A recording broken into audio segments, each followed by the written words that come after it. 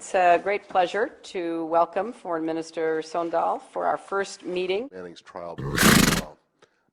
Thank you very much. Thank you very much for your warm welcome. Thank you very much for your hospitality. Denmark's relationship with the EU is of great importance, I think, for both of us.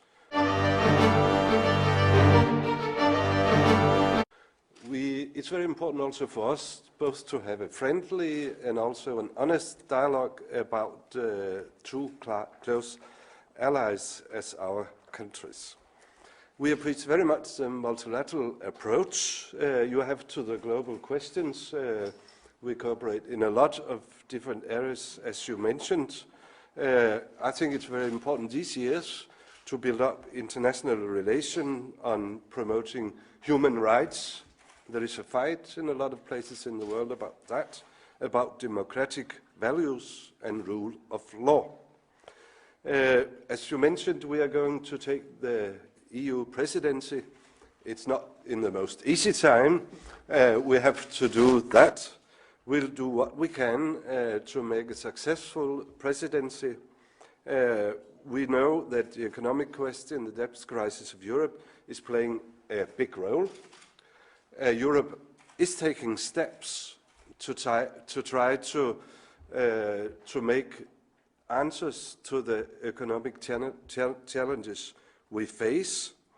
One of the important things for the new Danish government is to increase what we call green growth. We think that's one of the common ways out of this crisis to be better at green technology. As mentioned, we also discussed the Arab Spring. It's a situation with a lot of hope and some concern about the changes taking place. We are very much encouraged by what's happened in Libya. We're very much encouraged about the elections taking place in Tunisia. We'll look at some concern about Egypt, but we'll stay there. And I think the important thing is, if we are most to hope or most to concern, that we stay there, not to take over the developments they're going to make, but to be at their side and help. We also confirmed today our common work to be done in Afghanistan. We're going to stay there also after 2014, not in the hard combat mission, but with assistant aid, and with also helping financing the Afghan national forces. As you mentioned also, I think we can also help each other trying to stabilize some of the fragile countries. We have a very big interest in doing that if we can secure these states. And just to finish off, we have a common agenda about disarmament. We have a dream of a world free of nuclear weapons. We like to work also on that agenda together. And finally, about Arctic. Ice is melting at the poles. It's a region which is getting more and more important, and we think it's a good example also how states with different interests are able to work together in a way where it's international law, it's international rules deciding the way we are going to handle also difficult questions in the region. So you could say from Arctic to the Arab Spring, it's a very broad agenda. It's because we are in a world with a lot of big agendas just now. Thank you. No, then I'm not at all shocked. I'm actually reassured. And Mr. Foreign Minister, Denmark is planning substantial cuts in defense. How are you able to convince critical allies that we are going to pay our fair share for the future of NATO and to sustain NATO capabilities? Do you want to start, Minister? Shall I start? I think we are in a position like all the European countries are, like US also are, that we don't have the money we had once, also not the military spendings. The former government and the present government is setting the same goal as how much could be taken out of the military spendings and still remain a strong military. We have some structural reforms we can make on Danish military.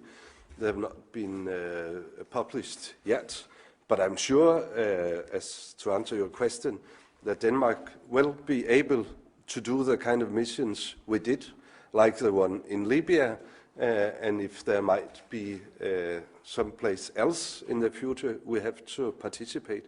We are going to participate also on the hard side of the military mission. That's one side.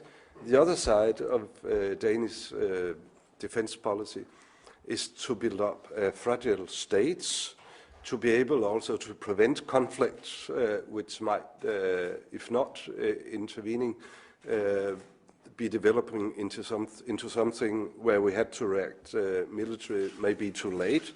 So you could say we are trying to walk both on the one leg and also on the other leg. Yeah. And I think that's a good way of walking, actually. We agree. I think you've heard not only from our NATO ambassador, but also from defense secretaries and others that we do have a concern about the sustainability of our NATO forces and deterrent.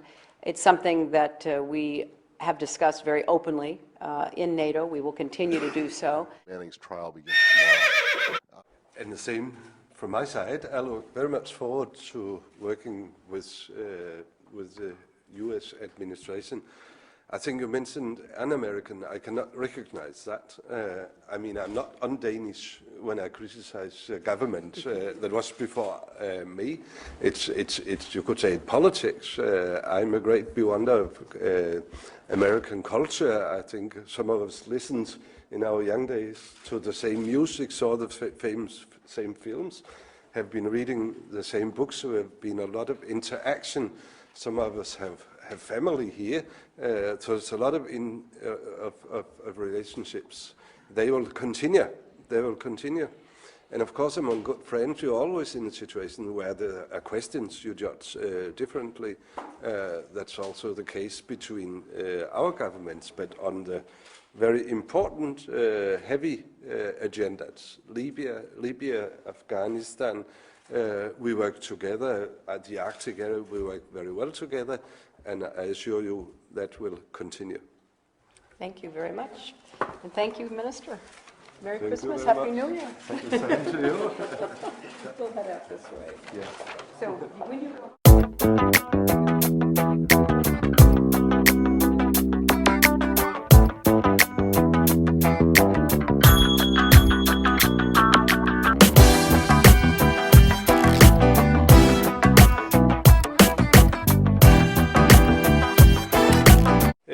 Denmark's relationship with the EU is of great importance, I think, for both of us.